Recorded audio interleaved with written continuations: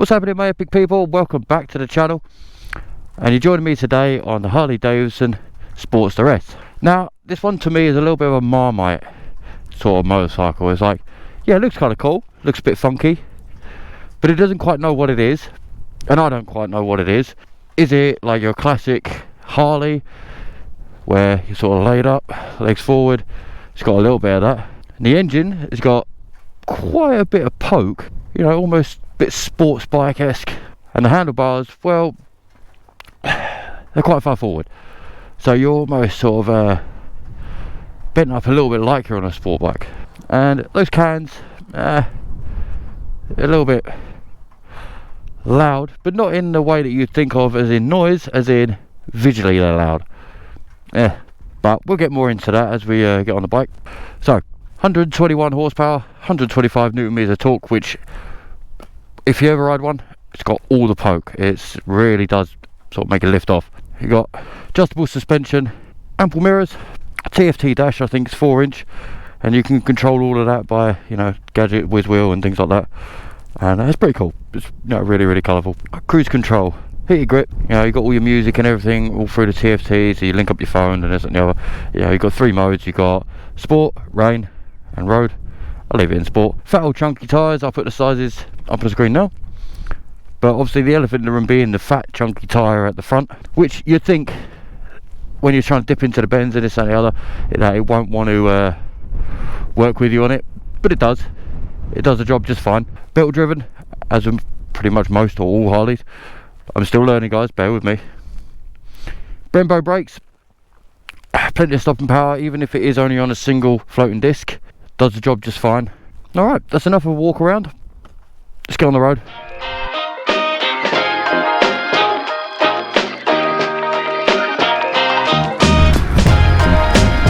First things first, I'd like to give a big thank you to Lynn Harley Davidson in Norwich for loaning me the bike for the weekend. You know, can't thank them guys enough. You know, I keep on asking, they keep on giving. What more can I hope for? I get to play around with some amazing bikes, and it's all just because of them allowing me to on the regular. So thanks guys, you're all epic. So now on to the Sportster S. It's one of these bikes where I can't quite work it out. I don't quite know what it is, what it wants to be. I mean, I like things that are a little bit odd, a little bit different, but it confuses me, and as I'm sure it would do to other people.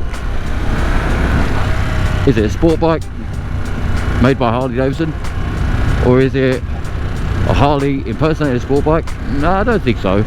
Is it anything like the previous generation of Sportsters? No, it is reinvented. They've redone it all, because the position that you're in, and this is why I say is it sort of trying to impersonate a sport bike, because you are sort of sat hunched over like you would on a sport bike, but your legs, they're not, they're, you know, forward controls, which is kind of cool. But I can't help to think that mid controls might be a bit better. You know, stretching myself out like this, I don't know, it just seems a bit bizarre when the handlebars are so far away. On the other hand, you do adapt to it. It takes a little while, but you do adapt to it. But what fun does this bike actually have?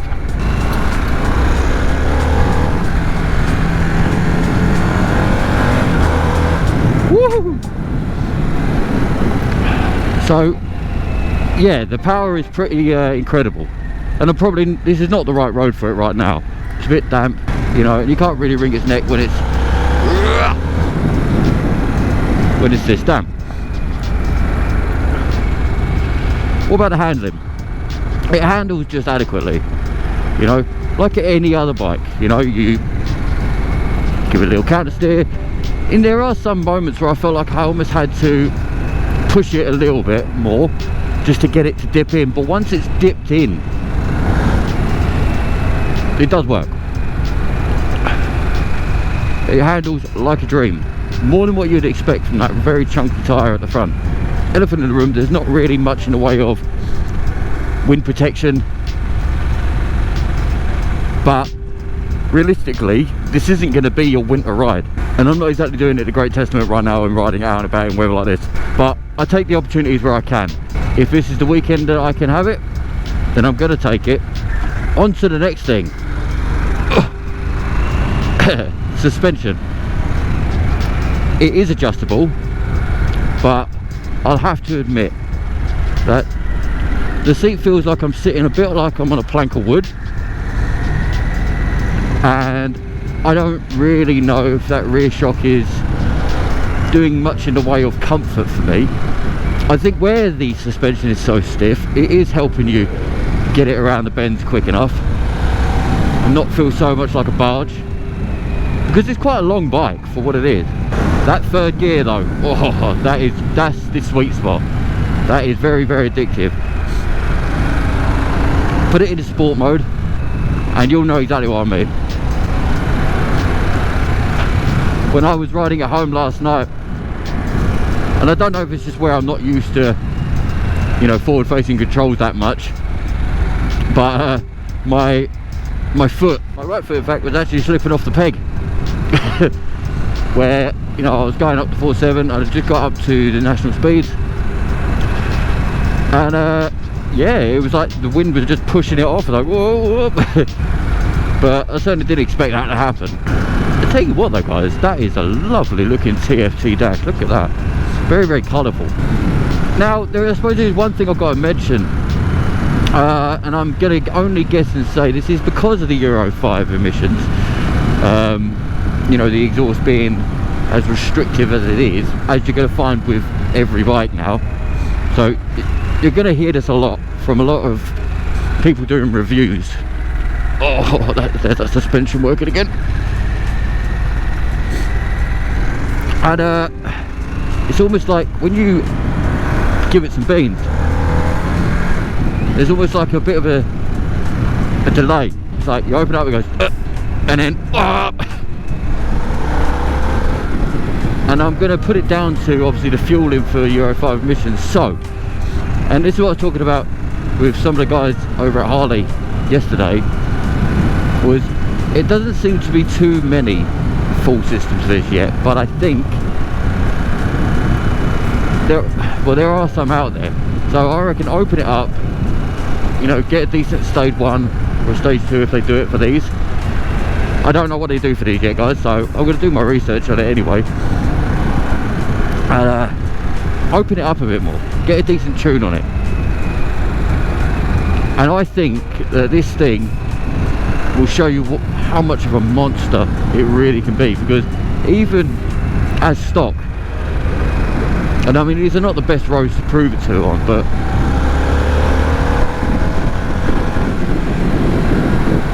it's pretty pokey.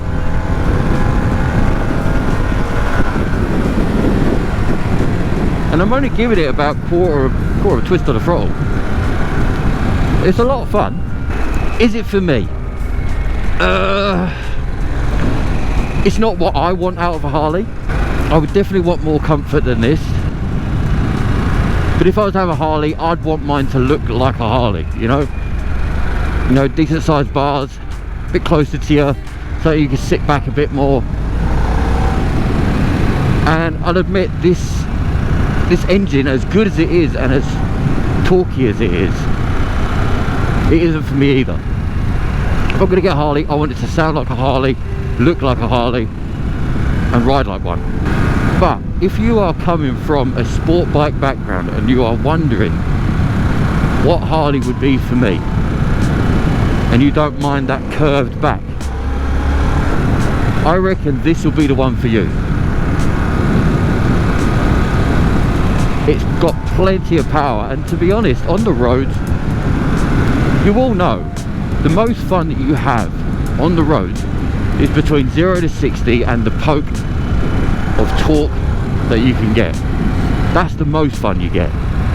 I mean, correct me if you think I'm wrong, but that's my opinion. At the end of the day, Harley Davidson is not made for top speed land records.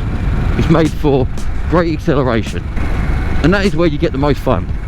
Definitely started to get used to the gears and the sort of position.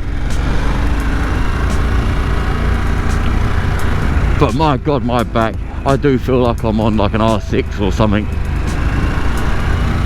I gotta straighten this out.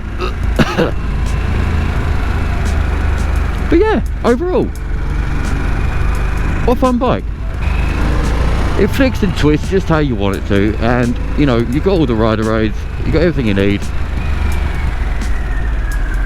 all the power, suspension works fine. You know, it's a little stiff, but whatever, maybe you could tweak some of that out. I don't know, I couldn't tell you. I haven't really had a little tinker about it yet, but modifying it, I reckon it would suit somebody who likes to have a little play around. I want to get my bum off the seat, but I can't. Oh. Well, something's been leaking down here. Christ.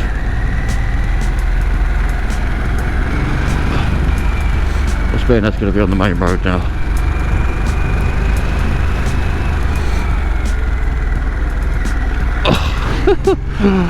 Oh.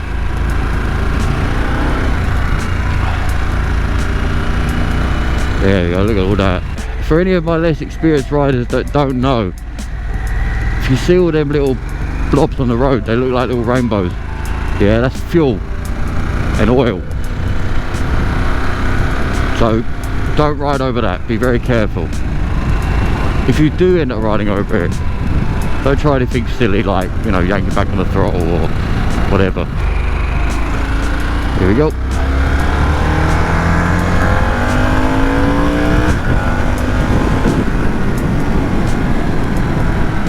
That is epic. I mean, don't get me wrong, you don't get a big fuel range on this. You know, I filled it up last night, as you see there, and you know, I've got 94 miles left on the range, it says. How accurate it is, I don't know. Those indicators are in a funny place as well, right underneath, right above the horn.